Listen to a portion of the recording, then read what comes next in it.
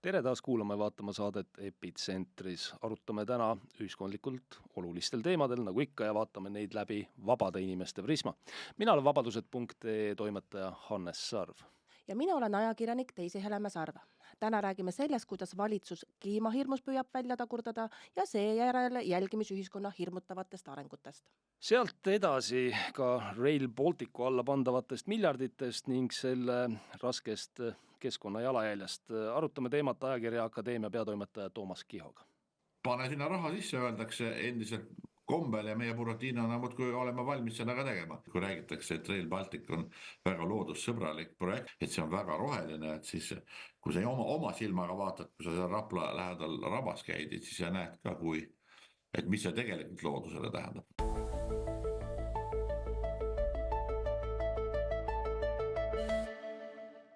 Loomulikult oleme teile tänulikud, kui aitate meie sisul ka levida.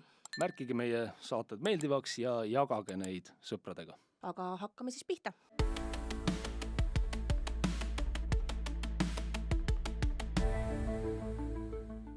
Eelmises saates rääkisime me tegelikult päris pikalt sookvootidest ja mainisime muuhulgas ka Paavo Nõgene tweeti X-is kestlikkuse aruandlusega seoses. Kas nüüd meie saatest tingituna, mis on muidugi nali, aga tore mõelda, igatahes teatas peaminister Michal nüüd tegelikult suhteliselt lambist, et valitsuse soovitus on kestlikkuse aruanne edasi lükata ja muuta hiljem vabatahtlikuks. No see on väga kena, eks ole? Väga kena, aga see ei ole ainus asi ja teema, kus Michalit on tabanud meelemuutus. Suurim ja üllatavaim meelemuutus on siis see, mis puudutab kliimat. Ehk siis teema, mida meil siin päris jõuliselt rammitud on, ma ei tea, 1,5 aastat või 2 isegi.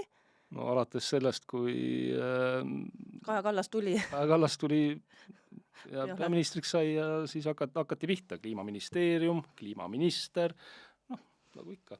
Ehk siis vaatame korra seda kliimaseadust ehk kliimakindla majanduse seadust. Kusjuures see tuli ka ju hiljem, alguses ikka räägiti kliimaseadusest ja siis saadi aru, et me päris vist niimoodi seda rammida ei saa, et peaks kliimakindla majanduse sinna juurde panema, sest muidu majandusinimesed, kes arvutada oskavad, lähevad päris pöördesse, eks ole? Ühesõnaga, suur küsimus on, seletage nüüd minusugusele tavalisele inimesele, lollile, et miks nüüd selline meelemuutus toimus, et kas puhas loodus, puhas energia ei ole meile enam olulised. Eks see vaieldav küsimus muidugi, et kuidas ja mismoodi puhast loodust ja puhast energiat saab. Ei, aga seda meil on ju siiamaani ju vaata räägitud, et puhas loodus, puhas energia, teeme nii, teeme naa, siis on, ma ei tea, meie lastel on planeet, kus elada ja nii edasi. Aga kogu seda ressursikulu ärme arvesse võtta, mis me selle, eks ole, asjaga, planeeritud asjadega teeme, aga okei. Aga ühesõnaga, minul on nüüd lihtne küsimus, kas maailm läheb nüüd oma vana rada pidi, ehk hakkab taas nii-öelda õiget pidi pöörlema? Sest vaata, selle kliimapaanikaga on meil nii rängalt üle võlli pandud, et minul tekib tahtmata küsimus, et kuidas seda meelemuutust selgitatakse valitsuse poolt siis? Ehk siis võtame selle suure wow-efekti kokku, meil ei tule kliimaseadust. No lubatakse samas vist, et kõik see töö raisku ei lähe. Vaata palju tööd on tehtud sellega. Et selles mõttes, mis see on siis? 1,5 aastat kindlasti, 2 aastat, see on tohutud rahasummad, mingid uuringuid tellitud, siis käidi mingitel kohvihommikutel, kohviõhtutel, aruteludel, mõtterännakutel, et mida ikka sinna vaja panna, mingi komisjon käis koos, kus kõik istusid, arutasid tunde. Kui suur ressurss, eks ole, et kahju ei ole sellest ajast nüüd või? Minu jaoks on nagu märgiline ka see, et kui meil ministrite nimetused muutuvad, meil on seal keskkonna- ja energeetikaminister, meil on taristuminister, et meil kliimaministrit enam ei ole. Ja.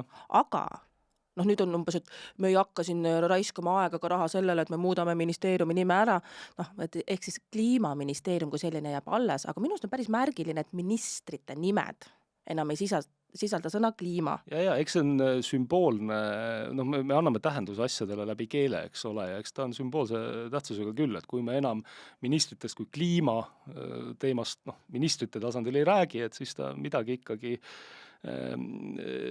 ikkagi märgib, eks ole, suhtumise muutuses, aga eks see väljatagurdamine ongi natuke raske, sest see on ju päris koomiline, kuidas selle teemaga ollakse ennast nurka värvitud tegelikult. Vot siin ongi nüüd paslik minna natukene ajas tagasi ja meenutame seda, kuidas see Kliimaministeerium tuli. Me oleme siin Mokvatas maininud ka, et Kliimaministeerium moodustati siis, kui Kaja Kallas 2 aastat tagasi valitsuse moodustas ja Keskkonnaministeeriumis sai Kliimaministeerium. Püünele astus siis Kristen Michal, kelle sai kliimaminister ja tema hakkas siis aktiivselt tegelema selle kliimaseadusega. No kliimaseadus ja kliimareeglite valdkond on kindlasti meie majandust, konkurentsivõimet ja üldse tööstuslikke, teeninduslikke valikuid määrav raamistik lähikümnenditeks, nii et seda on praktiliselt võimatu üle hinnata. See on nii palju oluline. Kliimaseaduse sünd leiab aset järgmisel aastal, sellel aastal me alustasime seda protsessi. Väga hea meel on, et selles on kaasas nii ülikoolid, keskkonnakaitsjad, ettevõtjad ja ootused on väga kõrged. Loodame, et järgmisel kevadel siis sünnib midagi ilusat. Mäletad hashtagi? Sa mõtled seda, et hashtag kliimakristen. Teematrellid kliimakristen. Vot, vaatad seda ja imestad, kui pöörast juttu tegelikult on aetud. Kristen Michali isiklikku panust nii-öelda vaadates kohe ju silma jääb, ongi ju see sama asi, mida sa ka tegelikult põhimõtteliselt välja tood, et tema ütles ju seda, et see kliimaseadus on sisuliselt nagu põhiseadus. Meie valdkonna põhiseadus. Ja. Tema tsitaat muu hulgas on see, et kliimaseadus on meie valdkonna põhiseadus, see puudutab kõiki meie elu valdkondi. Seega saab see olema vundamendiks kogu Eesti seadusloomele järgmistel kümnenditel. See 10 sai 2 aastaga läbi, ma saan aru. Aga mitte ainult.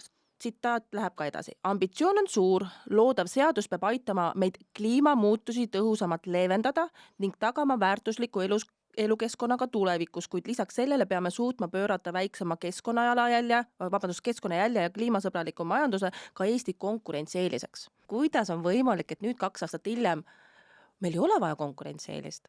Kui me võtame, et see kõik on nagu päriselt, et see ei ole lihtsalt mingite sõnade mäng, et nüüd ei ole enam konkurentsieelis oluline, kas ei ole väiksem keskkonna jalajälg oluline, kui see kõik asi nüüd prügikasti visatakse?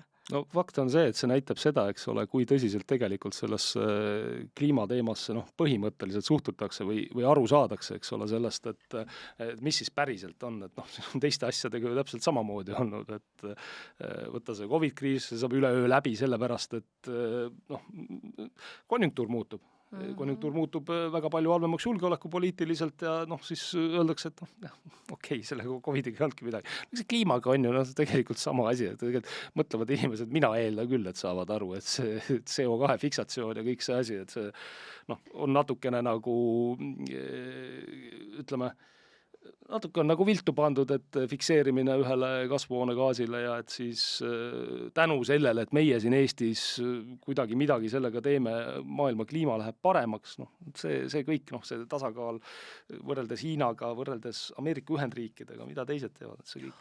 Aga kui sina ei näe vaeva, siis on veel hullem. Vot see on see, mida mina kuulen. Aga see ei ole ainus asi, mida Michal nagu öelnud on.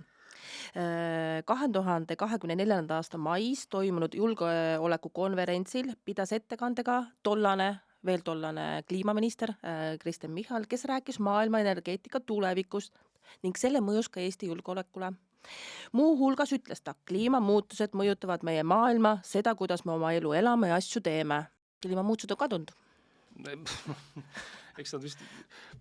Eks nad vist kadunud ei ole ja selles mõttes ega ju ette ei seita. Kliimamuutused mõjutavadki meie maailma, et see on selge.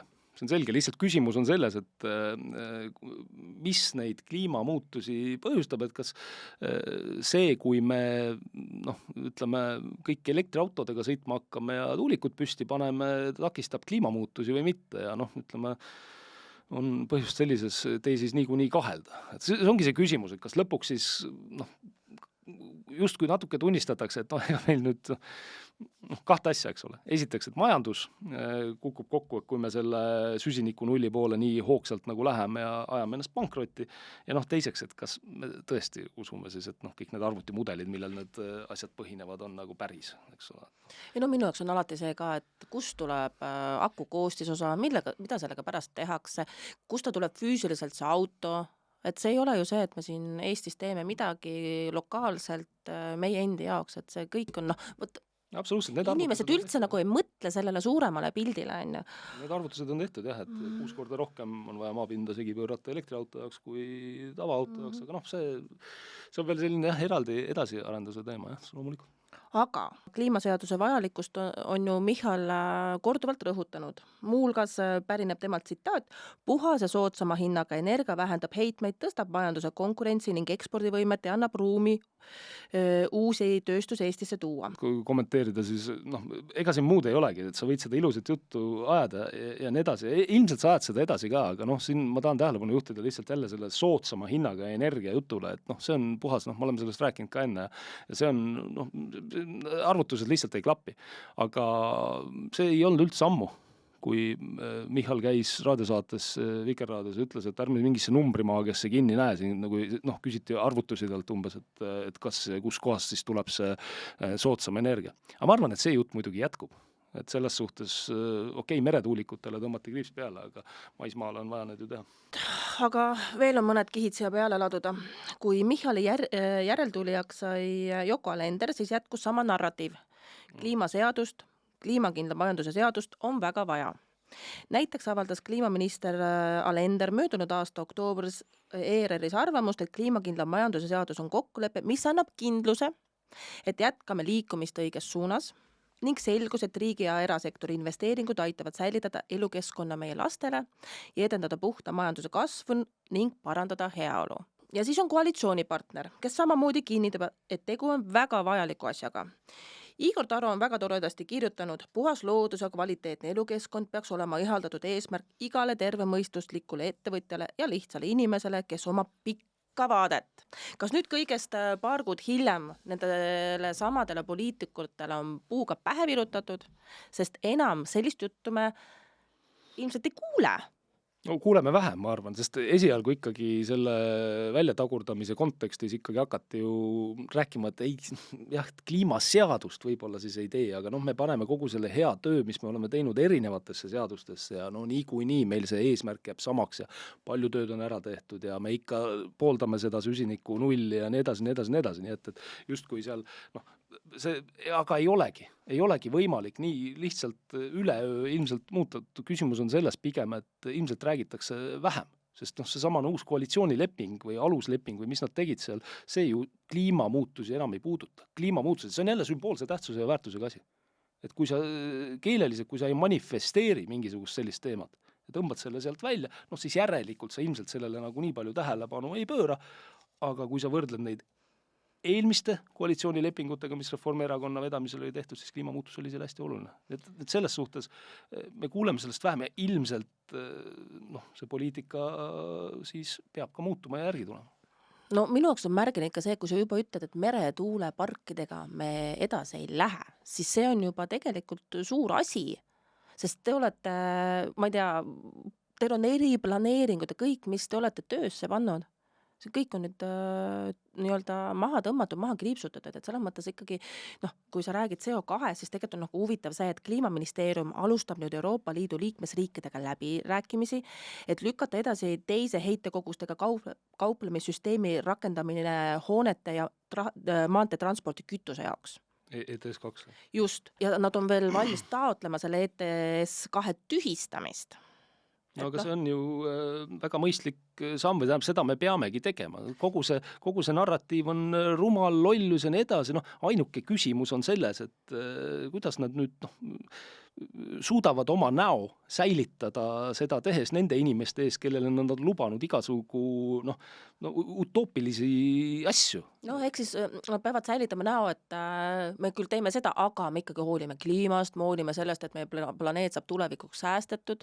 Ja oluline on veel märkida ju seda, et kliima ja keskkonnahoid omavahel ei ole absoluutselt tegelikult see ei ole üks ja sama. Kliimast rääkides me räägime kasvuhoonegaasidest, millel on ütleme CO2, kui me võtame, see on teada, see on puhas füüsika, mingi soojendav efekt atmosfääris. Kui suur see on või on see hoopis marginaalne, nagu suur osa tegelikult väga tunnustatud teadlasi, füüsikuid selgitab, arvab, et seda ütleme, kindlust ei ole, aga põhimõtteliselt pigem ta ilmselt jääb sinna marginaalse poolele ja siis küsida seda, et aga mis siis saab, et kas me peame kõik riigid ühiskonnad pankrotti ajama ja tuulikud täis ehitama, looduskeskkonda nagu teistpidi just nimelt keskkonnahoiu mõttes ära rikkuma, sellepärast, et päästa globaalsest mingist 1-kraadilisest keskmisest soojenemisest, et see tundubki nagu veider, aga võt ma ei tea, kas sellest hakatakse ka aru saama või mitte.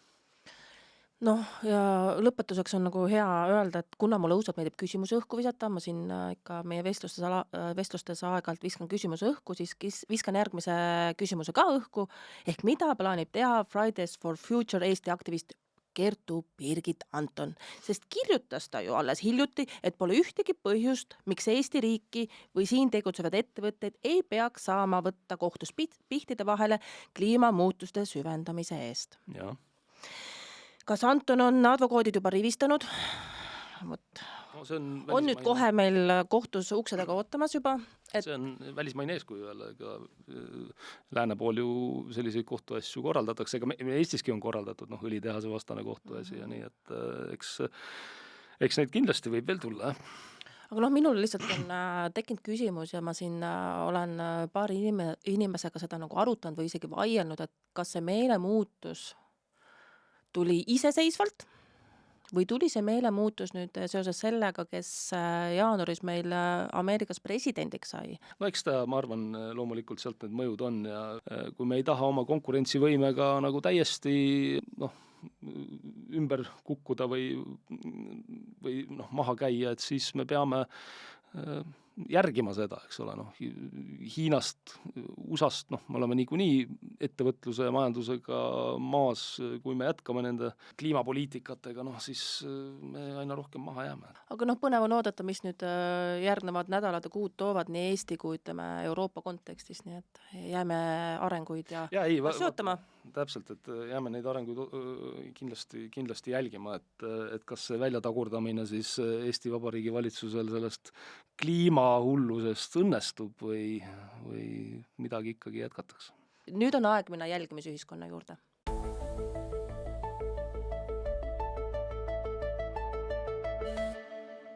Nii, aga räägime siis ka Eesti jälgimisühiskonna arengutest, mis siin tegelikult vahepeal tänuväärselt ERR-i uudistetoimetuse töö tulemusel ja vedamisel tegelikult teemaks tõusis.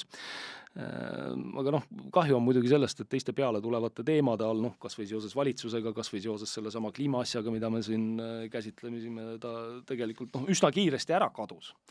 Aga mida meie tahame teha, et me tahame natuke tähelepanu juhtida selle teemaga seotud nurkadele, mida ütleme, palju Eesti ajakirjanduses ei ole käsitletud ja see nurk on see, et see ei ole ilmselt juhuslik, et kuskil ametkonnas tekkis kabinetis mõte kellelgi, et paneme terve Eesti mingit kaameraid täis.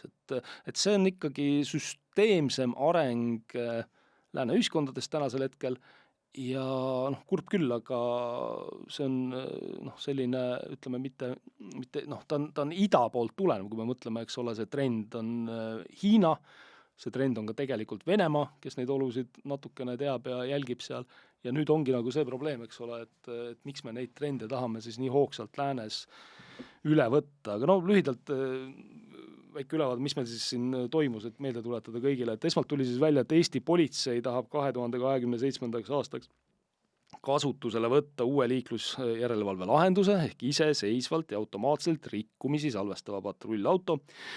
Teise abil liiklust analüüsiv auto ei piirduks vaid kiiruse mõõtmisega, vaid fikseeriks pildi abil ka autos sees toimuvat. Politsei ootused uuele lahendusele on kõrged. turvavöö, kõrvalised tegevused, foorituled, ohtlikud manöövrid, kõik sellised rikkumised, mis on võimalik masinloetavalt fikseerida, rääkis politseikolonel leitnant Sirle Loigo ERR-ile uute liiklust jälgivate kaameratega varustatud patrullautode kohta. Ehk siis tungitakse su auto sisse, et see on see küsimus, et mitte ei vaadelda sinu kiirust, ei vaadelda sinu, ütleme, manöövreid väljaspoolt ja seda ei tee inimene, et kui sa oled selle piirkonnas, siis on ka sinu autos sees. Tead, mul on palju parem mõte politseile. Pangu see kaamera juba mulle autosse. Jah, aga sisuliselt nad võiksidki panna kaamera autosse, magamistuppa, pesusahtlisse, kuhu iganes. Aga see ei olnud siis ainuke asi, mis välja tuli, sest järgmisena tuli kohe välja see, et Siseministeeriumil on siseturvalisuse arengukavas ka kirjas, et välja tuleks arendada riiki hõlmav valvekaamerate võrgustik, mis suudaks mitte ainult autode numbreid tuvastada, need on need autonumbri tuvastajad, nimetatakse ka ANPR kaamerad, eks ole, vaid ka inimeste nägusid, ehk siis näotuvastussüsteemid. Ja miks seda vaja on? Vot siis tuleb välja, nii on tõhus kuritegevusega võidelda. Vot see ongi see turvalisus, see on sinu enda turvalisuse pärast. Kas, ma ei tea. Vaata, siin on jälle see, et kas ma praegu tunnen ennast siis igapäevaselt ebaturvaliselt? Jaa, no turvalisusega kahtlemata riik peab tegelema, ühiskond on ühesõnaga selle ette näinud, aga vot nüüd ongi see küsimus, kus need piirid jooksevad, eks ole. Ehk siis, et aru saada, mis kaamerad need on, need ei ole sellised kaamerad tegelikult, kus keegi isik jälgib kuskil, et kui me mingi turvaruumis inimesed vaatavad, oi, seal hakkas toimuma midagi ebaseaduslikku. Ei, et need on sellised kaamerad, mille siis pilti analüüsibki siis AI või TI, tehisintellekt. Ehk siis kõik autod, autonumbrid, möödujate näod lähevad andmebaasi, need seal salvestatakse, sinna need jäävad. Ja kui siis pärast seda on tarvis kellegi isiku kohta välja võtata, et kus see isik mingil ajahetkel viibis, siis on võimalik nägu viia kokku tema nimi ja muude isiku andmetega ja siis põhimõtteliselt nii ongi. Ma arvan, väga hea, eks ole, selline ulmefilm, düstoopiline, aga miks meil nagu sellega siin tegeletakse, see on suurepärane, eks ma saan aru, Hiina tegeleb sellega, suurepärane sellisele totalitaarsele režiimile suurepärane vahend, et siin ei ole mingit küsimust. Pol Pot, Stalin ja Mussolini ja Hitler ja kõik need toredad jutumärkides tegelased oleks õnnelikud, eks ole, Ceausescul oli see trükimasinad sellised, kus sa pärast said vaadata järgi, mida siis selle masina peal trükiti. Et oi kui lõbus oleks olnud, eks ole, kui tal oleks olnud ka selline seade, aga see ongi reaalsus mõnedes riikides, näiteks Hiinas on see täiesti reaalsus, et paneme korra ühe video käima siin, et saame vähemalt vaadata.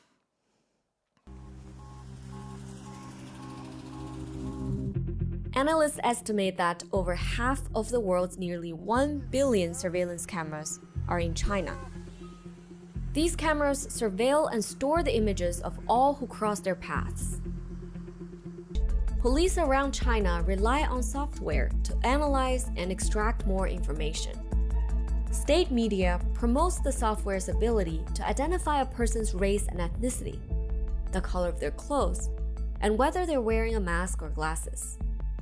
Documents show this technology can search a person's image in existing databases for a match.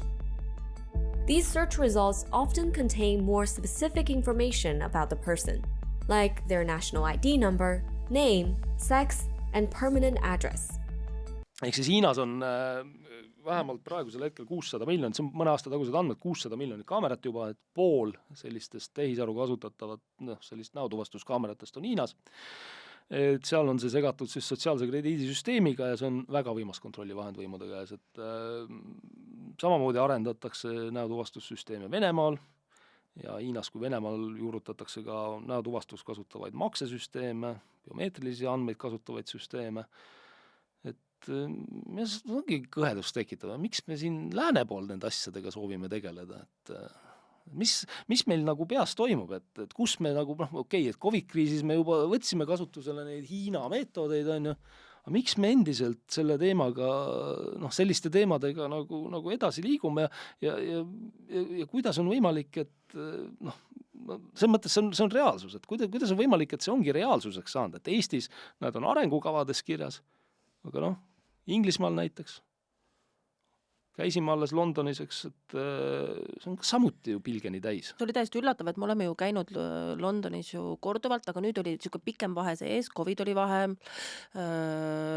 lapsi tuli juurde, et selles mõttes, et sa lähed poodi, sul on kassa juures 2 kaamerat. Kõigepealt on see, et sa lähed poodi, sind vaatab kaamera, sul on seal poes kaamerad, siis kui sa hakkad minema maksmisalale, on sul kaamerad, siis sa hakkad poes maksma, sul on kassa juures, need on iseteeninduskassad, sul on seal kaamerad, et see on täiesti, minu jaoks... Juures seal ongi näotuvastustarkvara, näotuvastuskaamerad. Minu jaoks on see hirmutav, ma ütlen ausalt. Ja mis on selle asja tulemus, siis tegelikult tänasel hetkel Londonis on see, või ütleme Inglismaal üldse, on see, et poed neid kasutavad, siis probleemi on nähtud, näiteks BBC on kirjutanud siin mõni aeg tagasi, probleemi on nähtud selles, et tulevad vale positiivsed otsused näiteks varaste kohta. Aga seal on see, eks ole, et kui sa jääd vargusega vahele, siis tuvastatakse ära selles ketis, annab kohe häire, kui sa sisse astud, et sinna ei saa. Aga AI on vale otsuseid teinud, et siis inimene ebaõiglaselt ei saa sinna poodi. See on siis poodide küsimus, eks ole. Aga nüüd tänasel hetkel on juba neid kaameraid, samasugust tarkvara teist kaameraid kasutama hakatud, just lugesin uudist, et Londoni kesklinnas on esimesed statsionaarsed näotuvastuskaamerad üles pandud ja hiljuti oli ka uudis, et Walesis, Cardiffis pandi kogu linn täis. See oli ragbivõistluse mingisugune suured võistlused, seal mingisugused, et siis on hea turvaline kõigil olla. Et lõpuks on ju niimoodi, eks, et küsimus ei ole ainult turvalisuses, vaid kui mingite võimude käes selline kaameravõrk, ta võib muutuda vabalt täielikuks jälgimise kontrolli ühiskonna tööriistaks, et seda kõike me oleme ja näeme Hiinas, kui te vaatate Hiina erinevaid reaalseid videosid, siis täpselt nii kasutatakse. Seal on sellised tsoonid, kus inimesed peavad elama, ja kui tsoonist tahad välja minna, sul on see näotuvastusvõrk ja lähed kuskilt, proovid seal, ma ei tea, üle aia ronida, kaamerate vaateväljas oled kohe antakse häire, eks ole, et näed mingi rikkumine ja nii edasi, et igaüks saab ise loomulikult uurida, et kuidas näiteks uiguuride piirkonnas seda rakendatakse seal ja nii edasi. Aga kui sa vaatad praegu Eesti kontekstis, et siis on tõesti kahju, et see teema nagu ei jäänud laua peale pikemaks ajaks, et see lihtsalt nagu ma ei tea, veepiis kõrbes kukub maha, korra teeb siukest, korra koht on märg ja siis on läinud, õhku haistunud, et selles mõttes on väga kahju, et see ei ole nagu, ma ei tea, pikemalt pildis, Täpselt, et me peaks iga nurga pealt seda asja ju läbi arutama, sest et kui me mõtleme, me ise ka ajakirjanikena, mis teemasid me oleme iga nurga alt vaatame, kas siin on veel mõni nurk mingil suurel teemal, mida käsitleda, või teine nurk või kolmas nurk. Ma saan aru, loomulikult, valitsuse vahetus tulid peale kõik need muud asjad siin. Vaata, siin ei saa selle peale nagu mõelda, et ajakirjanikke on meil ju erinevaid, kõik ei pea tegelema sellega, et mida valitsus teeb. No on, võiks ju, ma ütlengi, et ma ütlen, et võtke need ette. Seesama, et kui sa tood neid Hiina ja Inglismaa ja Venemaa näited, siis see info on ju kättesaadav kõigile, see ei ole ainult sulle ja mulle kättesaadav. Aga kedagi nagu ei huvita. Sellest tuleks nagu rääkida. Küsimus on selles, mis siis ajakirjandus sai selles või mis me tegime, eks ole. Ta oli ikka üle ühe uudistsükli, oli ta kindlasti üleval see teema, eks, et ta kohe maha ei kukkunud. Said kommenteerida seda tublisti õiguskantsler, ütles, et päris nii ei saa. Päris mitmed advokaadid ikkagi tulid ja ütlesid, et kuulge, võib-olla tavainimesele, tavalugejale jääb ka see teema arusaamatuks. Ma arvan, et see jäi kaugeks. Ma arvan, et see teema jäi kaugeks. Ta keskendus pigem sellisele, ütleme, ma ei tea, kiirus ületamise tasemele. Et kui mina olen ju seal meedias, nagu ma 24/7 sees ja loen erinevaid väljaandeid ja ütleme, ma räägin siis praegu teiste väljaannetest, aga ta keskendus tavainimesele kõige lähemal olevale probleemile, kiirusele. Aga ta ei rääkinud sellest, mida see nagu suuremas pildis tähendada võiks. Ja see just nimelt see kaameravõrk, just see näotuvastustehnoloogia, just selle arengud, et selle ohtudest, et see peaks olema meil ajakirjanduse põhiteemad, et ei saa niimoodi, poliitik nüüd ütles ära kuskil valitsuse pressikonverentsi, mingi poliitik, mingi minister ütles, ei, me sellega ei tegele, või siis kardinal Kasemets sealt sellest riigikantseleist ütles, et ei, me sellega enam edasi ei tegele. Oot, kuidas niimoodi, et me üldse tegelesime sellega? mis nüüd siis toimub, et see peaks olema see küsimus, et kes või mis tahab siin nagu hakata seda Hiinat meil mängima, et miks sellised mõtted üldse tulid, kus kohast need tulid, et ei piisa ju sellest, et tuleb siis poliitik Läänemets ja ütleb, kes oli just siseminister, et mina ei teadnud midagi sellest. Kuidas sa ei teadnud sellest midagi? See kava on sul mitte ühe korra. See on tegelikult juba, see on õudne, kuidas me tegelikult nii vähe, ma võin ise endale vabalt, ma võin ka öelda, ma olen süüdi ajakirjanikuna, ma ei ole huvi tundnud mingite arengukavade kohta Siseministeeriumis, aga juba mingi 2018 aastast on põhimõtteliselt sellised suundumused kuhugi arengukavasse kirja pandud. See on ju uskumatu. Aga kes pagan need sinna kirja pani siis? Kes vastutab? Miks minister ei teadnud, mis on tema ministeeriumi arengukavas kirjas? Mis jutt see on? Millega te tegelete? Ja lõpuks ongi ju see, et kui keegi vastutab ja me oleme öelnud, et kuulge, mis mõttes pooli hääli ütlema, sellega me edasi ei lähe. Ei, me peame ütlema, kas meile üleüldse sobib selline süsteem, selline teema, selline areng või meile ei sobi see. Ja siis ongi see küsimus, et kui mingisugused ametnikud oma loominguga midagi sisse panevad, ma ei tea, kantsler Tarmo Miilits räägib, et see on tore mõte, miks ta oma ametikohal siis on?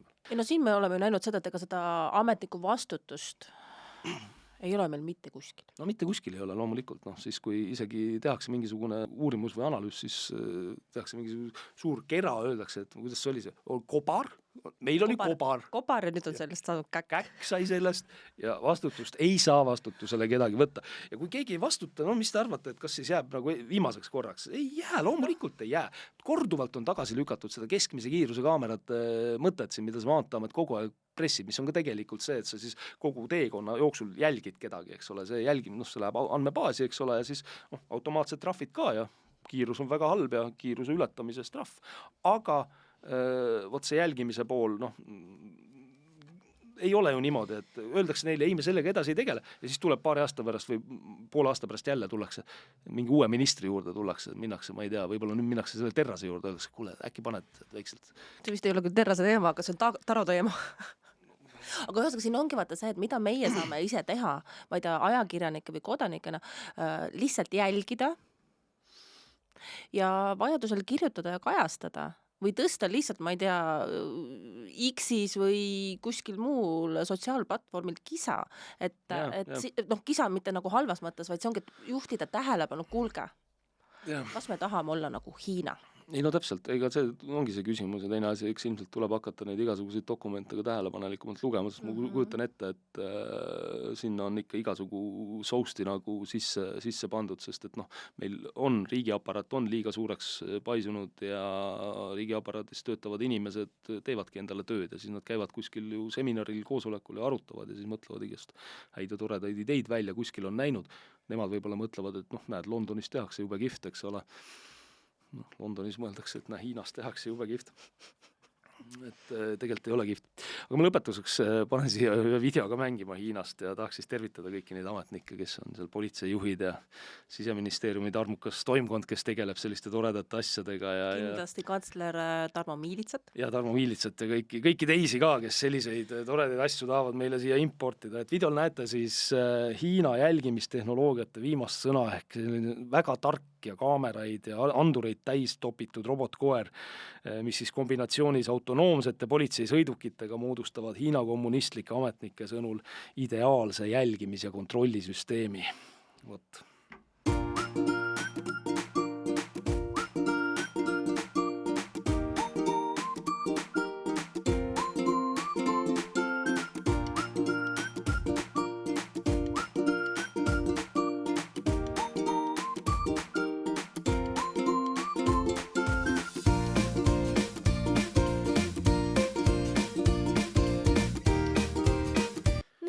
Väga lõbus loom tänaval.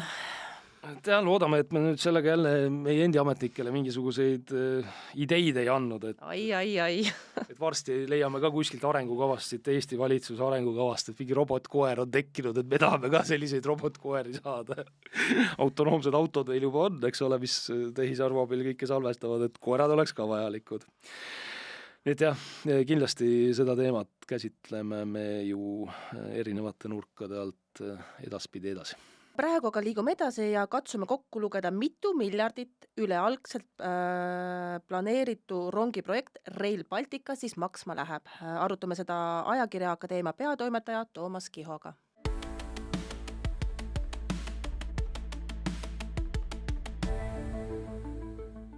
Nüüd ongi meil saates seekord üle interneti ja Tartust Ajakirja Akadeemia peatoimetaja Toomas Kiho. Tere, Toomas! Tere! Tead, Toomas, ma tahaks sulle ette lugeda ühe väikese lõigukese siin selle Rail Balticu kohta, et võib-olla tunned ära, kindlasti tunned. Me teame lugu Buratinost, kes sattus kass Basilio ja rebane Alice'i mõju alla ning loomade keelitusel otsustas matta raha mulla alla, et sellest kasvaks rahapuu, mis hakkaks tooma suuremat rikkust. Samasuguse lumma kütkesse on sattunud Eesti, kes on otsustanud matta palju raha maa alla, kuhjata selle uue raudtee muldkehaks ja muuks uustaristuks, et ehitada võluraudtee Rail Baltic, mis hakkaks tagasi tootma uut ja suuremat rikkust. Toomas, kas sa mäletad, millal sa sellise artikli selle projekti kohta avaldasid? Seda ma ei mäleta, aga ma arvan, et see oli Maalehes. Ja ma arvan, et see on 8 aastat taga või 9, ma ei tea, 10 aastat tagasi. No, jah. Et see oli Maalehe artikkel ja siis see tundus tõesti sellisena, et see on loomusest, et lubati, et kohtusid Basilio kassi ja kurjade inimestega või nende tegelastega, kes andsid neile lubaduse, et näed, pane oma raha siia maha ja siis saad tohutult rikkaks. Ja umbes sellise ideoloogiaga see Rail Baltica algas. Ja ega vist midagi muutunud ei ole või? No mis aastal see muidu artikkel see oli, jah, ma pidin sulle 2015. 2015 oli, 10 aastat ikka, jah. Peaaegu 10 aastat. Ei, no muutunud põhimõtteliselt ei ole, jah. Et nii kummaline, nagu seda ei ole, on täpselt sama ideoloogia see, et muudkui pane sinna raha sisse, öeldakse endiselt kombel ja meie Buratinona muudkui oleme valmis seda ka tegema. Kuigi see maksumus on järjest kasvanud aastate, nüüd juba aastakümnega ja ka hoolimata sellest loodetakse, et see hakkab lõpuks sisse tooma, mis on täiesti muidugi välistatud, aga huvitav on ju see, et mida huvitav, et mulle tundus, et kui ükski argument, mida siin on mina ja paljud teised ja paljud ühised kirjad ja siin on ka põhjalikult analüüsitud seda, siin avalikult Rail Balticust on selline ühing olnud ja on analüüsitud seda, et millised perspektiivid sellel raudteel majanduslikus mõttes üldse oleksid. Et need on selgeks saanud, et seal perspektiivi ei ole, raha sisse tooma ta ei hakka mingil juhul, et see tuleb alati jääda peale maksma. Aga mulle tunduski, et ainuke võimalus pärast seda, kui esimestel aastatel ei olnud need avalikud kirjadega need argumendid, mis me esile tõime, suuga mõjunud, et mõjuda võiks see, kui hakatakse lõpuks arvutama. Et kui riigieelarve koostamisel ja riigi rahanduse eest vastutajad hakkavad arvutama, et kui palju see lõpuks meie taskust raha välja viib, et kui need arvutused on tehtud, et siis jäetakse see projekt seisma, aga ei, et praegu kui arvutatakse edasi, summad järjest kasvavad, aga projektiga minek ikka edasi, et järjest uusi lepinguid sõlmitakse, järjest uusi viadukte rajatakse ja see projekt muudkui jätkub hoolimata sellest, et on selgeks saanud, et see võtab meeletul hulgal raha. Ja, tahakski võib-olla neid numbreid korra mainida, et see 10 aastat tagasi, kui sa selle artikli kirjutasid, eks ole, pea 10 aastat, siis oli selle projekti maksumus, öeldi, et võib-olla seal 5 tuleb kokku, 5 miljardit eurot siis oli jutt, on ju. No see oli nagu terve 3 Balti riigi peale kokku. Ja. Ja nüüd see summa on ju kasvanud, nagu paned aga pärmi peale. Selles mõttes, see uskumatu. Mis see lõplik summa nüüd on meil? Lõplikku summat me ei oska praegu öelda, sest see projekt on ju suhteliselt algusjärgus, kui mõelda ehitamise peale. Et aga eelmisel aastal 2024 oli siis Eesti osa maksumuseks 3,8 miljardit eurot arvutatud, et Eestis makstakse 3,8 miljardit eurot, kui see aasta 2017 arvutatud, see on 1,8 miljardit eurot Eesti osa maksumus. Ta on kasvanud tõesti nagu pärmi peal, nagu sa ütlesid väga täpselt. Et aga see 3,8 miljardit eurot Eesti osa maksumus, see kindlasti ei ole ka lõplik, et ta kindlasti läheb veelgi kallimaks, kuigi tehakse õgvendusi selles projektis, et püütakse seda hinda alla saada, et tehakse projekti natuke lihtsamaks, aga sellest hoolimata on need summad ikka täiesti kolossaalsed ja kui nüüd see 3,8 miljardit eurot, mis ma vaatan praegu on siis nii-öelda eelmise aasta maikuu aastatagused andmed umbes, et sellest on nüüd teada, et praeguste Euroopa kokkulepetega Euroopa rahastamisega on ju nii, et kuni 2027. aastani, kui see Euroopa rahastus kehtib, on kokkulepe, et 85% sellest rahast tuleks siis sellest rahapuust ja kui Buratino paneb sinna ainult 15% sellest rahast. Aga 15% 3,8 miljardist on umbes pool miljardit. Ega ma ei tea, ma ei oska arvutada, et palju see 10% on 380 miljonit ja sellest veel ümber pool miljardit tuleb siin laias laastus praegu eelmise aasta arvutuste järgi Eesti osa maksumuseks. Ja kui ma mõtleme, mida selle raha eest saaks muud teha, siis oleks võimalusi väga palju, kuhu seda raha oleks võimalik kulutada.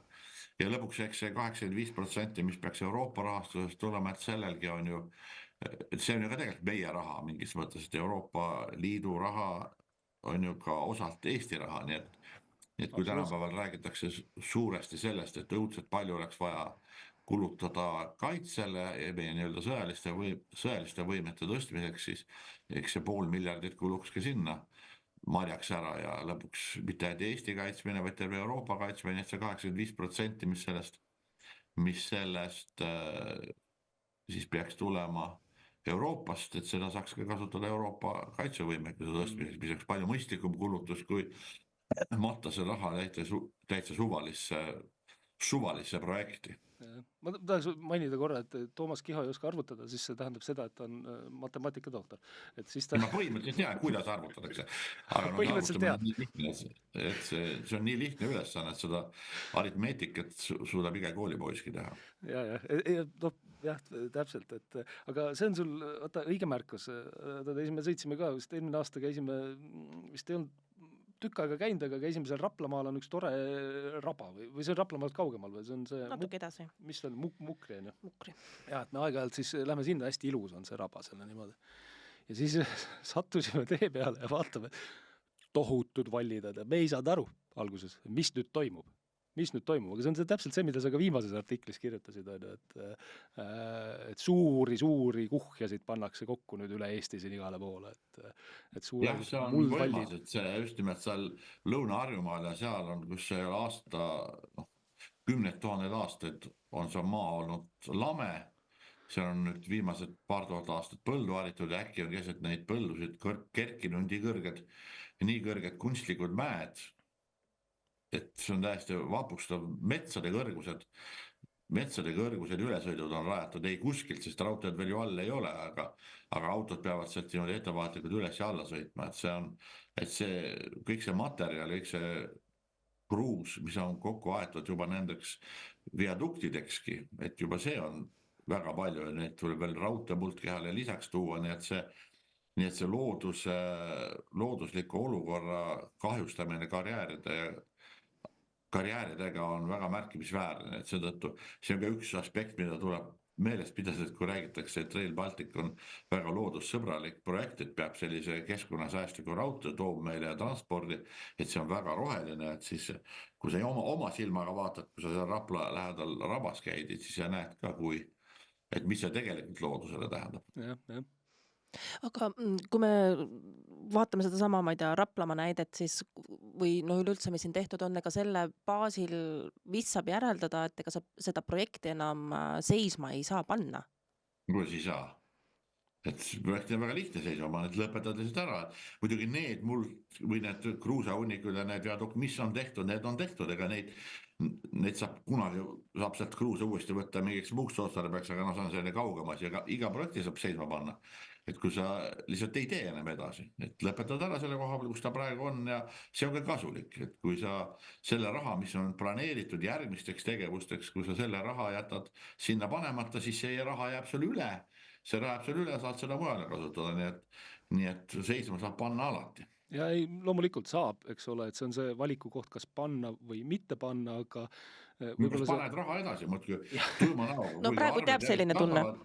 Kui arved muidugi kasvavad ja muidugi maksad juurde, siis lõpuks võiks ju see piir ette tulla, et nüüd enam ei maksa, lõpetame ära, et ei teegi enam rohkem. Sest praegu on ju tehtud ju hulk, et inimesed on väga paljud inimesed on palka saanud selle eest, on projekteerinud seda raudteed, on teinud uuringuid, on arheoloogilisi kaevamisi või läbiuurimist tehtud sellel trassil on, siis igasuguseid inimesi on sinna palgatud ja projekt on koostatud, inimesed on palju raha saanud, majandus on kasvanud, aga kuskil võiks see piir ette tulla, et ma arvan, et mida varem see seisma panna, seda väiksem on see kahju, mida tehakse, sest ega öeldakse küll, et see projekt on maru kaugel, aga näiteks kui võtame selle Lõuna-Eesti, lõunapoolse Rail Balticu osa peale, siis Pärnu lähedal, Pärnust lõuna poole ju trass suudeti kokku leppida tegelikult alles eelmise aasta lõpul saadi siis trass paika, et kust ta lõpuks läbi läheb. Ja selleks oli vaja teha ka valitsuse eraldi otsus kliimaministri eestvõttel siis Luitemaa looduskaitsealast tõmmati see läbi, see projekti järgi see uus raudtee. Aga see otsus, et kuidas lõuna pool Pärnut see trass kulgema peaks, oli ju tegemata kuni eelmise aasta lõpuni. Ja kusjuures juba nii-öelda Harjumaa pool olid, ei tea, nii mõnedki viaduktid juba valmis ehitatud ja trass paigas. Krundid olid omandatud siin 70 miljoni euro eest omanikudelt ja poolest osast oli see juba ehitamise järgus, või ütleme rajamise järgus, aga poolest osast oli see veel isegi trass oli paika panemata, nii et ega seal on ju veel probleeme, näiteks Pärnust põhja pool, enne Pärnut on Pärnu lähedane, linnalähedane Rääma-raba, näiteks te seal olete käinud ja sealt tahetakse ka see Rail Baltic läbi tõmmata läbi raba.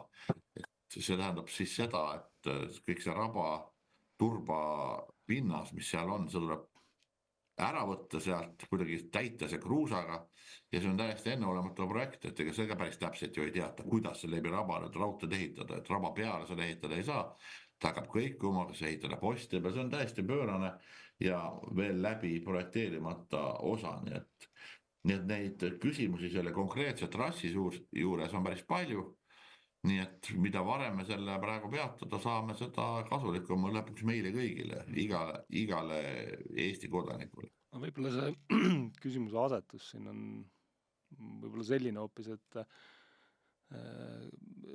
kas sa usud, et see on tänasel hetkel võimalik? Vaat see Sousti rong sõidab edasi, see on selline poliitiline projekt, kus poliitikud on oma siis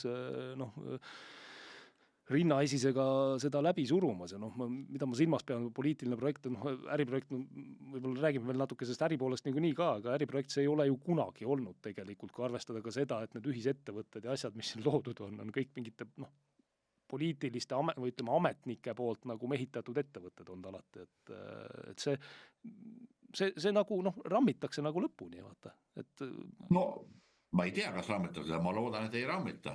Et muidugi huvitav selle poliitilise aspekti juures on huvitav asi see, et kui ka mõni erakond on avaldanud skepsist või kahtlusi selle Rail Balticu ehitamise suhtes, siis niipea kui satutakse valitsusse, siis ükski valitsus ei ole mitte ühtegi otsust Rail Balticu peatamise suunas teinud.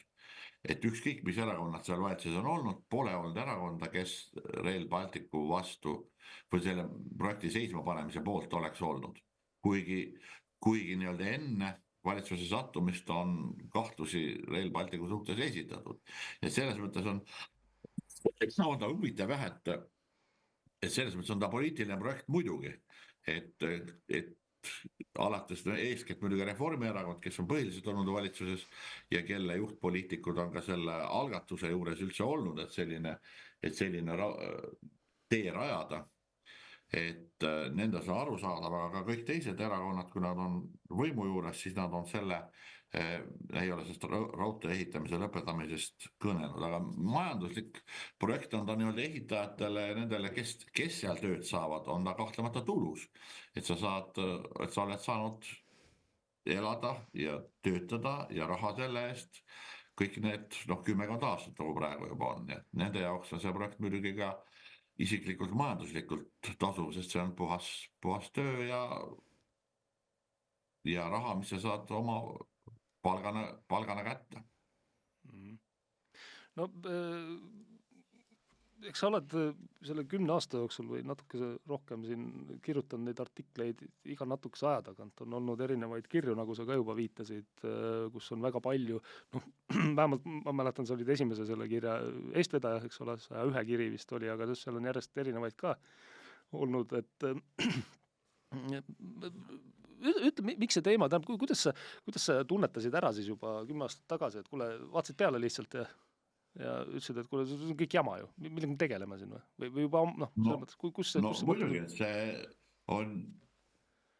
see on need argumendid, mis nendes juba näiteks võtame selle esimese kirja, ma isegi võtsin endale siia kõrvale, et need argumendid, mis me siis kirja panime, kehtivad ju praegu ka, kui ma selle nüüd üles leian, siis ma võin seda, kui on seda teisel käe, ma otsin selle nüüd üles, mis esimene kiri oli siis 101 kiri, et seal oligi siis mõte, et noh, kogu oma allkirju nii kui 101 täis saab, mis oleks nagu viide siis ka Riigikogu liikmete arvule. Et ma vaatan, kus ma need selle kirja siin panin. Jah, need 2016 on see esimene kiri, oli 9 aastat tagasi ja noh, need argumendid, mis seal loetletud oli, ma võin need siis meelde tuletada. Et pikemate vahemaade taha reisimiseks pole raudtee tänapäeval konkurentsivõimeline, see oli üks argument, et keegi tegelikult öeldi ju küll, et raudtee tehakse selleks, et hakata rongiga Berliinis käima, Euroopas käima, no kes see tänapäeval sõidab mitu päeva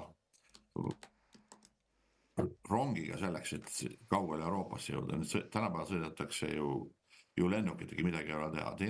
Teine argument toona 9 aastat tagasi oli, et kaubavedude maht põhja-lõuna suunas, kaasa arvatud võimalik transiit, oleks tühine. Et see on huvitav, see oli hulga aega enne seda, kui see transiit tegelikult lakkas, et Venemaa kaupu ju enam ei tule meile, aga juba siis oli aru saada, et põhja-lõuna suunas ei ole tegelikult meil midagi vedada, et need argumendid, mis siin esitati hiljem, et varsti tuleb Põhja-Jäämere kaudu, hakatakse Hiina ja Venemaa kaupa tooma, laaditakse läbi Soome, tuuakse rongiga Soome lahe äärde, siis laevaga üle Tallinnasse, Tallinnas pannakse Rail Balticu peale ja viiakse Euroopasse, need olid täiesti jaburad argumendid ja see, et põhja-lõunasuunaline transiit on küllaltki ebaoluline, et see oli selge juba 9 aastat tagasi. Kolmas argument oli see, et juba ehitamise ajal oleks Eesti riigieelarvest võetav osa ülemäära suur, üle €500 miljardi. Lisaks sellele jääks tulevikus kogu taristu meie ülalpidamisele. See kehtib siiamaani, et lisaks sellele, et ehitamise, projekteerimise ja kogu selle projekti läbiviimise kulud on suured, nii Eesti riigieelarvel, kui me rääkisime enne ka Euroopa eelarvest, et need on suured, aga lisaks sellele ei ole ju kuskilt ka, on selge see, et kogu see taristu jääks meie ülalpidamisele, kusjuures see tähendaks ju veel seda, et Eesti saab endale 2 erilaiusega raudteed, et ei ole mitte palju riike, kes jaksavad ülel pidada 2 paralleelset raudteestruktuuri kogu kaasneva veeremi, remondi ja kõik muuga. 4. argument oli, et euroraha kiirustades kulutamine tarbeta suurprojekti rajamiseks lihtsalt põhjusel, et see on saadaval, on lühinägelik. Et euroraha ei ole mõtet tõesti kulutada sellele, et lihtsalt sellepärast, et ta on nagu olemas, et raha nagu mujale panna ei oleks, et ehitame nalja pärast sellise asja. No ja siis järgmine argument ongi see, et peaksime jääma käigus hoidma 2 peaaegu paralleelset raudteed Tallinna ja Pärnu vahel. Et lisaks Rail Balticu olemasolevat. Et see on täiesti arusaamatu, et kuidas tõsimeeli kavandatakse 2 eri rööpalaiusega raudteed, mis toob kaasa selle, et kogu rongid peavad olema erinevad, remondivõimekus peab olema erinev, see topeltraudteejaamad Raplas, topeltraudteejaam, ma ei tea, Kiisal, et need on sellised täiesti uskumatud, juba kui oli see Eestis ju kitsarööpmeline raudtee kuni 1970. aastateni, mille alguses kutsuti juurdeveo raudteeks laiarööpmelisele, et see lõpetati ära, sest et ei olnud võimeline, raudteed ei olnud võimalik 2 laiuses pidada. Ja nüüd tahetakse seda lihtsalt täiesti nii-öelda lambist 2 eri laiusega raudteed. Kusjuures selle kohta tuleb öelda, et võimalus oleks ju ehitada ümber kogu Eesti raudteega sellele Euroopa laiusele natuke kitsamaks, kui see Vene laius on. Et sellel et seda on ka mõni poliitik aeg-ajalt pakkunud, et sellel võib-olla oleks jumet, aga seda vähem on põhjust ehitada täiesti uus taristu, kui meil on olemas ja Tallinna ja Pärnu vahel tegelikult raudtee. Järgmine argument esimeses kirjas 9 aastat tagasi oli, et uus raudtee, selle veerem, remondivõimekus ja muu oleks senise raudteestruktuuride ühildamatum, sellest me praegu just rääkisime. Järgmine argument oli, et rajatav raudtee koos teenindusmaa ning mitme meetril kõrguste piiritaradega lõhestab Eesti põhjarannalt kuni lõunapiirini enneolematu barrikaadiga. See toob kaasa selle, et inimeste liikumisteed suletakse, et nagu me üheskoos oleme näinud, mõned maanteed, ütleme suuremad maanteed ehitatakse küll viaduktidega üle raudtee, aga kõik väiksemad külateed tähendab seda, et tuleb teha tohutuid ringe selleks, et inimesed saaksid liikuda ühest poolt raudteed teisele poole tulevikus. Et liikumisteed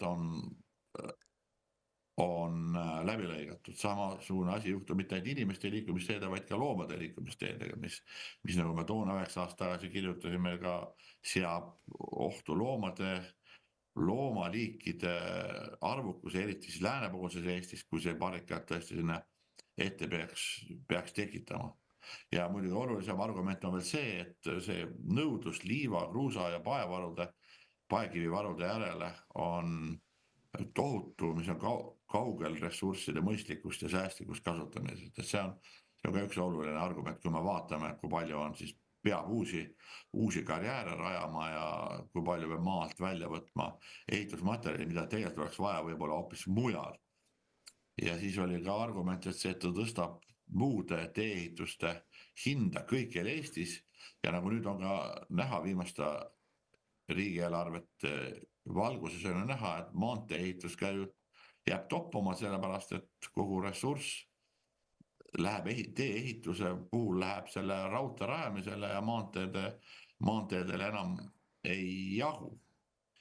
Et ja hõivatud aastaid on nüüd ehitusettevõtted on hõivatud aastaid selle ehitusega ja mujale lihtsalt paratamatult ei ole enam ressurssi, et ehitada seda, mida oleks tegelikult vaja.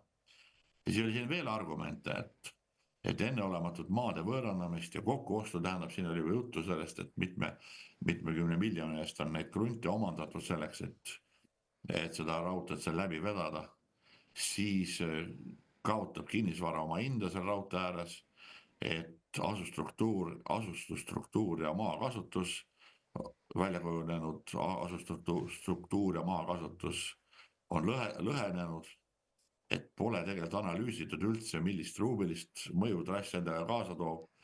Ja pealegi, kui nüüd vaadata Eesti asustusmustrit, siis see Lääne-Eesti, kus see Rail Baltic läbi läheb, on tegelikult suhteliselt hõredalt asutatud võrreldes Ida-Eesti poolega, nii et see raudtee ei too ka tegelikult olulist leevendust kohalikele reisimisvõimalustele. Jaburused on see, et Raplast Tallinnas hakkab siis kaks eri raiusega raudteed sõitma. Siin oli veel argumente see, et kas üldse edasi kuskilt Leedus ja Poolas see raudteekiirus on üle 120 või ei ole ja nüüd lõpuks ei tea, kas Eestis küll suuremaks kujuneb.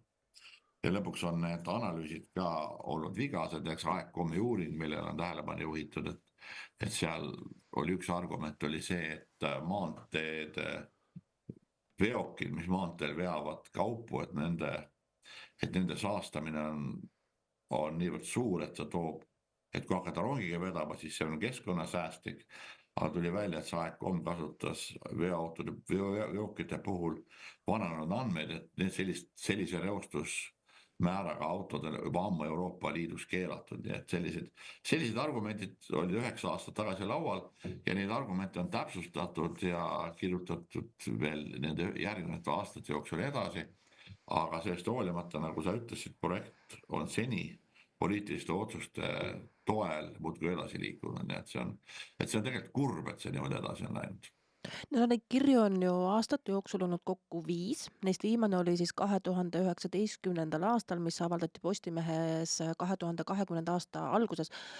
Kas nendest tähelepanu juhtimistest tegelikult mingit kasu üldse on tulnud? On sellest mingit tolku olnud? no oleneb mis tolk on, kuskil on tekkinud ikkagi arusaam, et üsna suur osa Eesti mõtlevatest inimestest on mõistuse häälega neile kirjadele oma allkirjad andnud, et kui me vaatame neid inimesi, kes on nende kirjadega kaasa tulnud, siis me näeme seal akadeemikuid, näeme seal looduse inimesi, näeme seal kirjanikke, heliloojad, et kõik, mis on nagu, kes on Eestit kultuuriliselt ja intellektuaalselt eest vedanud, et need enamasti on kõik olnud ka pärised nende argumentidega ja selle mõtteviisiga ja on juhtinud tähelepanu nendele ohtudele või sellele jaburusele, mida selle projekti arendamine on kaasa toonud. Et selles mõttes on olnud kasu, et inimesed on teadvustanud, et selline kummaline asi Eestis käimas on. Aga siin on huvitav ju see, et nagu siin on juttu olnud, et sellist üldrahvalikku vastuseisu, nagu ütleme fosforiidisõja ajal või niimoodi ei ole ju tõepoolest tekkinud, et praegu on see, ütleme, 500 intellektuaali algatus olnud umbes ja mis see 500 siin 1,5 miljoni kõrval üks teeb.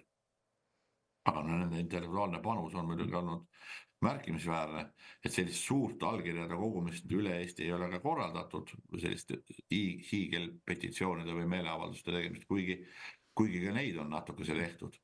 Aga ma arvan, et siin üks põhjus on see, et inimestel on nii palju muid tegemisi ja muid ettevõtmisi, et see on nagu ümberpöördud efekt, kui räägitakse sellest, et mitte minu tagaõue ja juhitakse tähelepanu sellele, et inimesed on tihtilugu vastu sellele, et vaata, kui ta puudutab mind otse, siis ma ütlen, mitte mingil juhul ei tule siia seda.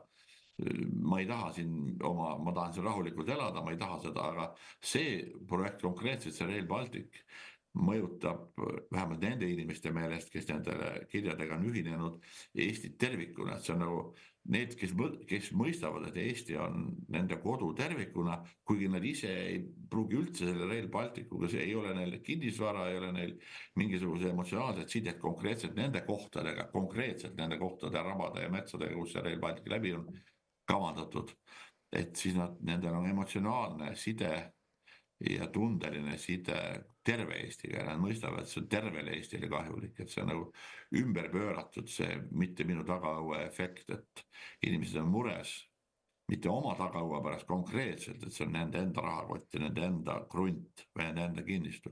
Nad on mures, et see on nende enda Eesti ja nad on nende enda Eesti eest, enda Eesti pärast mures. Jah. No siin ma lihtsalt tahangi nagu öelda samamoodi, et kui ma räägin inimestega, suhtlen nendega, siis tavainimene, tema jaoks jääb see Rail Baltic kaugeks. Ta nagu ei suhestu sellega või pigem ongi, et oi, kui tore meile tuleb, et igapäevaselt ma nagu ei näegi, et kellegi jaoks see oleks probleem. Kas ei saada siis sedamoodi aru äkki sellest ikkagi või tunnetate? No jah, et inimestel ei ole nagu aega või tänapäeval ei ole kombeks nagu mõelda sellistes kategooriates nagu siin okupatsiooni aja lõpul, fosforiidisõja ajal, et mis me peaksime nagu terve Eesti eest nüüd väljas olema. Ja. Et mure on meil mitte ainult enda konkreetselt oma asjade pärast, kui me Eestile tervikuna mõtleme, vaid just nimelt Eesti kui maa tuleviku pärast üldse.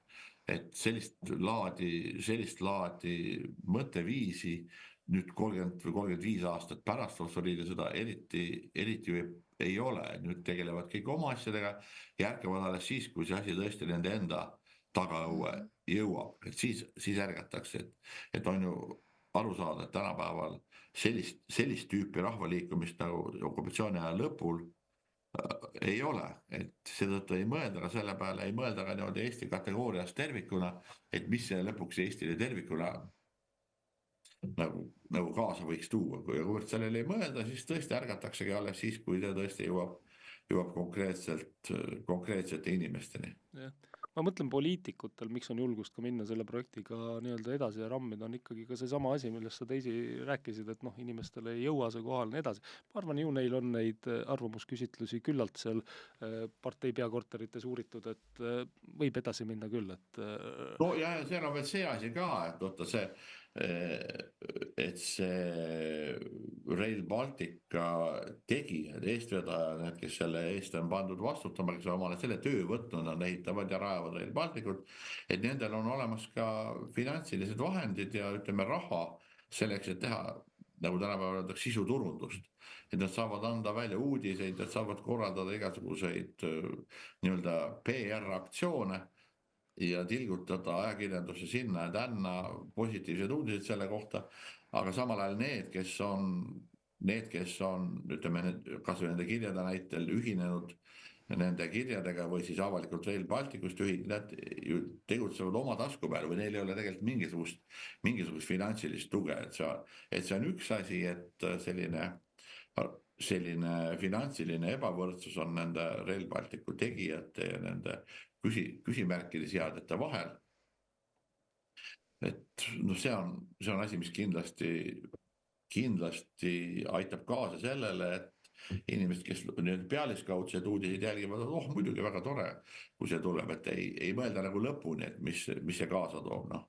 Et muidugi on jõudselt tore, kui me saame ühendused Euroopaga, selle vastu ei ole mitte keegi kunagi olnud, et ühendus Euroopaga olekski mõistlik, aga selleks ei ole mitte vaja ehitada uut raudteed paralleelselt selle kõrvale, vaid teha korda see, mis on ja rajada ühendused olemasoleval trassil, et no see on ju täiesti jabur, et kuni viimase ajani ei olnud võimalik üldse sõitlagi ühest Balti riigist teiseni või ühest Balti riigist teise, et rongid lõpetasid Valgas ja lõpetavad tegelikult ju tänapäevani Valgas. Nüüd olid suured uudised sellest, et nüüd on meil võimalik sõita rongiga lõpuks Tallinnast Vilniusesse. Aga see nõuab ümberistumist, esialgu ju Valgas, aga võib-olla kunagi hakkab ikkagi ka rong üle piiri sõitma. Siin oli ju enne seda, kui Tartu sai kultuuripealinnaks mullu, et enne seda Tartu linnapea ju lubas suurelt, et me paneme Riia rongi lõpuks käima, et turistid saaksid tulla, aga kuigi raudtee on olemas, kuigi see raudtee on ühesuguse laiusega nii Lätis kui Eestis ja no Leedus ka, et kuigi see raudtee on olemas, ei suudeta lihtsalt kokku leppida puhttehnilisel tasandil, et kuidas see rong ühest teise sõidab ja seda ei ole tegelikult siiamaani suudetud teha. Et kui nüüd suudetakse sellised kokkulepped teha, et see rong sõitma hakkaks ja see raudtee, mis olemas on, ehitada piisavalt kiireks, siis oleks see täiesti mõistlik alternatiiv. No näiteks, kui nüüd rääkida veel kiirustest, siis see, et Tallinna ja Pärnu vahel on meil ju praegu raudtee olemas, et see ei ole üles võetud. Et kui see raudtee teha korda mõistlikult ja lasta seal sõita rongid 160 kilomeetriga või kas või 120 kilomeetriga tunnis, nagu siin praegu on suudetud teha siin Tallinna ja Tapa vaheline osa ja võrrelda seda sõiduaega siis Balti jaamast Pärnusse, selle sõiduaega, mida on reklaamitud nüüd Rail Baltical Tallinnast Pärnusse, siis Rail Baltic võidaks kogu selle raha, Rail Balticul reisimine võidaks kogu selle suure raha kulutamise otsa umbes 15-20 minutit Tallinna ja Pärnu vahel. Kes selle veerandtunnise võidu pärast on mõtet sellist tohutut investeeringut teha ja nii kolossaalset loodusressursse hävitada, et ma olen kindel, et see ei ole mõistlik, see tegelikult ei ole mõistlik.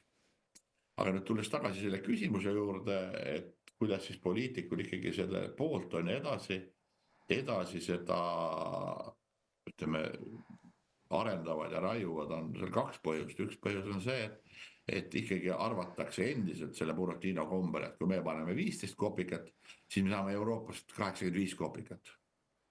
Iga 15 päevalt saame 85, see on nagu kasiino, see tohutu äri, et see väga suurt tulu toob see meile, see ehitamine. See on üks põhjus ja teine põhjus on see sama, millest me enne rääkisime, et kui enamik inimesi ei ole mõelnud selle Rail Balticu ja temaga kaasnevate kulude ja temaga kaasnevate jamade peale, siis ei ole ka poliitiliselt, valimiste ootuses ei ole poliitikutel vaja muret tunda, et nüüd Rail Balticut pooldades nad ei saa kääli, vastupidi, nad räägivad, Rail Baltic toob meil iga 15 euro kohta 85 eurot puhast kasu ja kui me seda arendame, siis me hakkame elama paremini ja kui seda juttu rääkida enne valimisi, siis valijad peavad uskuma ja valivadki neid erakondi. Ja kaevud, kellel tühjad on, neid on üsna vähe. Selles mõttes võrreldes selle üldise... muidugi, et ütleme need, keda konkreetselt see Rail Baltic puudutab, need konkreetselt, kelle kinnistu seal on, et neid inimesi muidugi on vähe võrreldes Eesti üldise elanikkonnaga, et need hääled ei loe midagi.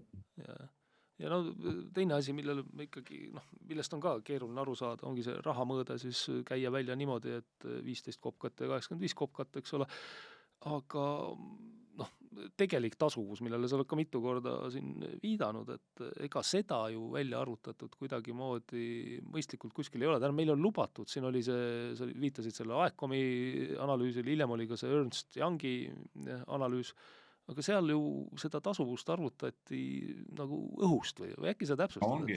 Ei, see ongi niimoodi, arvutatakse õhust. Üks asi on majanduslik tasuvus, mis on selge ka Rail Balticu ehitamisel ehitajatele, et see majanduslikult ei hakka ennast kunagi ära tasuma, puhtalt rahaliselt. Aga selleks ongi välja mõeldud termin sotsiaalmajanduslik tasuvus. See tähendab seda, et arvutatakse lisaks sellele, mis sa tegelikult rahast pead sisse panema ja kätte saad, lisaks sellele arvutatakse seda, kui palju ta ühiskonda aitab kaasa.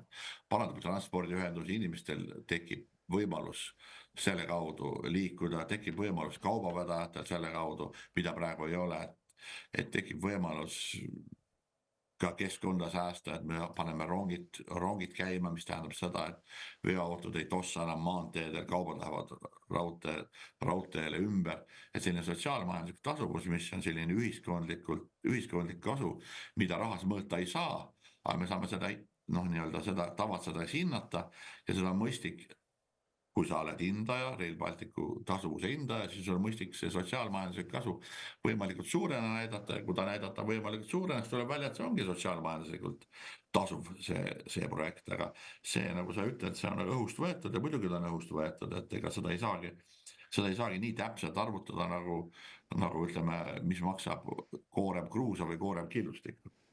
Jah.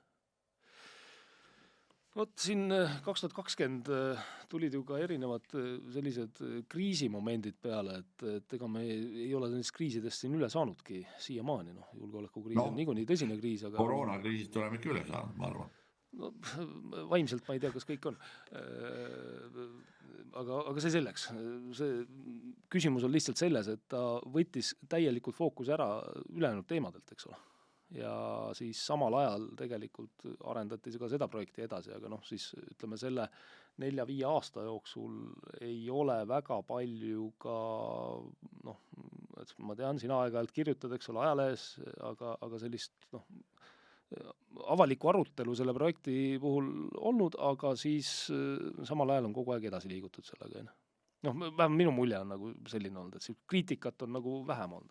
Ma ei tea, kuidas sinu tunne on, kas need kriisid mõjutasid seda arengut ka sedapidi, et ta Ei kindlasti, muidugi need kriisid alates sellest koroonakriisist loomulikult mõjutasid kogu ühiskonna toimimist, see on täitsa ilmselge. Aga nüüd praegu see sõjaolukord Ukrainas ja kogu see julgeolekukriis, mida me praegu võime aduda, et see tegelikult minu meelest annaks nagu võimaluse just nimelt mõelda sellele, et kust siis võtta raha riigikaitse arendamiseks ja üks kott, kust seda raha võtta saaks, olekski see Rail Balticu arvelt saaks seda võtta, aga sellest teie viidatud viimases artiklis juhtisin tähelepanu, et kui me selle 15 eurot võtaksime Eesti rahast ja 85 eurot Euroopa rahast, siis me saaksime 15 euro võrra Eesti kaitset tugevdada ja 85 euro võrra Euroopa kaitset tugevdada. Selleks lihtsalt ei ole vaja teha muud, kui see Rail Baltic seisma, et see projekti arendamine ja see raha panna sinna, millest räägib meile Kaitseväe juhataja. Samas on ju see mingisugune... Ma tahtsin öelda seda, et mõni kriis nagu see praegune võiks anda argumendid selleks, et Rail Balticu arendamine seisma jätta. Jah. Mul on vaata, kui me räägime siin erinevate inimeste soovidest, poliitikud tahavad edasi minna, siis on inimesed, kes leiavad, et sellega ei tohiks tegeleda. Kui palju üldse paistab silma, et meil keskkonnaaktivistid selle teemaga tegelevad ja ütlevad, et seda ei tohiks teha, et see hävitab keskkonda? No seda, kui palju tegelevad, seda ma ei oska niimoodi hinnata, aga selge on see, et kes on Eestimaa Loodusfond ja teised, kes Eesti loodusest hoolivad, need on aru saanud, et see nende ressursside kulutamise poolelt on see Rail Baltic kahtlemata väga suure mõjuga Eesti maastikule ja Eesti looduslikule tulevikule.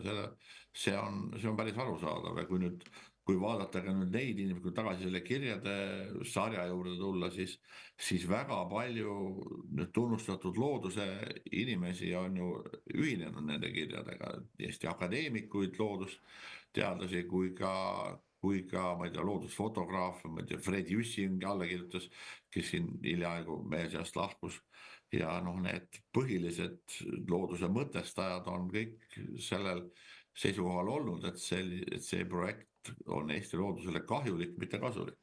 Ja, aga teistpidi jällegi, kui sa võrdled siin mõne muu nii-öelda keskkonnaga haakuva teemaga, minu pärast kas või mingi kliimateemaga, siis seal on kuidagi, mina ütleks, et selline jõuline vaade kogu aeg nagu esil, aga selle projekti puhul ma nagu ei taju, ütleme, sellist jõulist vaadet, et sa ütled väga õigesti, jah, Jüssi ja loodusinimesed ja Eestimaa Looduse Fond ja kõik mõtlevad inimesed, ma eeldan, kes vähegi armastavad loodust või looduses käia või saavad aru sellest, et mis see looduskeskkond on, saavad ilmselt lõpuks ka aru, et kuulge, mis asjaga me siin tegeleme, just looduse vaates.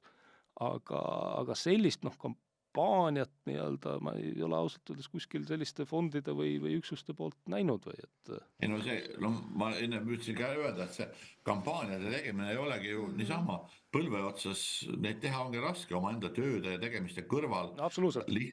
Lihtsalt hakata nii-öelda korraldama siin fosforiidisõda. See ongi, et see oli sellisel vaestel ja täiesti närustel aegadel täiesti mõeldav, aga tänapäeval on inimestel oma tööd, oma tegemised, oma enda äraelamine, et see kõik ja kui sul nii-öelda vastaspool või need, kes Rail Balticut arendavad, neil on need vahendid olemas, siis see ongi peaaegu võimatu ülesanne seda teha, aga mis puutub siis sellist nii-öelda kliimaaktivismi, mis on hakanud ka viimasel ajal ju tegelikult koos selle sõja eelarvetega murenema juba praegu, juba uuski valitsus on ju teatanud, et see kliimaseadus sel kujul ei tule ja et see kliimapoliitikat hakatakse ümber vaatama ja pisut mahendama. Et siin on muidugi see asi, et ka selline, ütleme, rahvusvaheline valitsev ideoloogia on olnud selle kliimamuutuste ohjeldamise, vähemalt Euroopas, on olnud selle kliimamuutuste ohjeldamise eestkõneleja kogu aeg. Et viimastel aastakümnetel on ju selle inimtekkelist kliima soojenemist kogu aeg püütud pidurdada, on siin selle süsihappegaasi heite kogusetest räägitud kogu aeg, see on selline üldine poliitiline Euroopa poliitika kesktee olnud siin viimastel aastatel, vähemalt kuni selle praeguse julgeolekukriisini. Nüüd hakatakse seda võib-olla natuke ümber vaatama, aga ma tahan öelda seda, et kuivõrd see on olnud poliitika kesktee ja teisest küljest on olnud poliitika kesktee ka, ütleme, Euroopa ühendamine, kogu see ühendamisrahastu ja kogu see ideoloogia, et viimasedki riigid tuleks siis ühendada Euroopaga, et kui nad mõlemad on poliitika keskteed olnud, et siis nad ongi saanud sellist arenguhoogu kogu aeg. Et kuigi nad on, ütleme, konkreetselt nüüd Rail Balticu puhul on selgelt, ütleme, need loodushoiu eesmärgid ja see projekt ise on selges vastuolus, aga sellises üldises ideoloogias on ta olnud päripoolne, et see on ka üks asi, mis annab nagu poliitikutele tuge selle asja arendamisel, sest et see on sellise üldise diskursuse ka nagu paralleelne või rööpne, et ta on sellega kooskõlas olnud. Ja absoluutselt, ma tegelikult ka sellele küsimusele, ma ise ka mõtlesin midagi sarnast, lihtsalt sõnastasid selle väga hästi ära, eks ole, et mina mõtlesin seda ka just nagu sedapidi, et see aktivism teatud teemades on tegelikult võimule sobiv aktivism, et siis see ongi esil rohkem, eks ole, kui teistes teemades, mis ei ole võimule sobiv aktivism nii-öelda või ütleme kodanikualgatus, ta on võimule segav Rail Balticu puhul ilmselgelt, et siis ta sellepärast ei... No ja seal on üks asi veel see, et mis on nagu selline globaalne ja teine on lokaalne vaade, et sellises väga üldises perspektiivis on see Euroopa ühendamine, see, et saaks sõita ühest riigist teise ja et ei oleks mingeid takistusi, et see on nagu selline üldine suur vaade, mis on kahtlemata positiivne, mitte keegi selle vastu ei ole. aga nüüd see kohalik vaade on siis see, et selleks, et seda konkreetselt selle plaani järgi, nagu see Rail Baltic on, kui konkreetselt selle plaani järgi selle tegema hakata, siis tegelikult toob ta kaasa üsna suured kahjud ja kahjud loodusele, et seda vastuolu väga üldisest vaatest ei märgata. Kui oluline see on, vaata, et selle, ütleme, et viidata sellele, et sellepärast, ma ütlen, minu mure on tihtipeale see, et kui ma räägin inimestega, neil, nagu sa ise ka enne viitsid, et pealiskaudsed, kas on huvid pealiskaudsed, loetakse pealiskaudselt? No ma arvan, et kui nüüd sellises nii-öelda kokkuvatvas stiilis selle meie tänase teema, mis on Rail Baltic, selle kohta öelda, siis ma arvan, et kui inimesed mõtlevad Eestile kui tervikule, et see on nende kodu, et siis nad saavad aru, et mida see Rail Baltic enda kaasa toob. Aga kui nad mõtlevad nagu väiksemas mastaabis ainult omaenda, oma perekonna, oma lähedaste, oma lähema ümbruse peale, et siis see ei ole teema, et see on tõttumatu sellest, et kui suurelt keegi mõtleb, et ei pruugi ainult Eestit oma kodus, võib ka Euroopat, võib ka tervet maailma oma kodus pidada, et kuni sa mõtled ainult nii-öelda sellele, mis ma täna poest ostan või kas ma lähen õhtul kinno ja kus ma oma talverehvid ära vahetan, et siis on nagu ühed mõtted, kui sa mõtled ja teisest küljest, kui sa mõtled terve maailma tuleviku peale, et kas ta põrkab kokku mingi asteroidiga või kas tulevad mingid maailmasõjad, see on jälle teistsugused mured, et ongi nagu kaks vastaspoolt ja antud juhul see Rail Balticu küsimus Eesti puhul puudutab nagu Eesti kodanikke, kui Eesti kodanik mõtleks laiemalt ja konkreetsemalt ja südamevaluga Eesti tuleviku peale, siis läheks talle ka see Rail Baltic korda.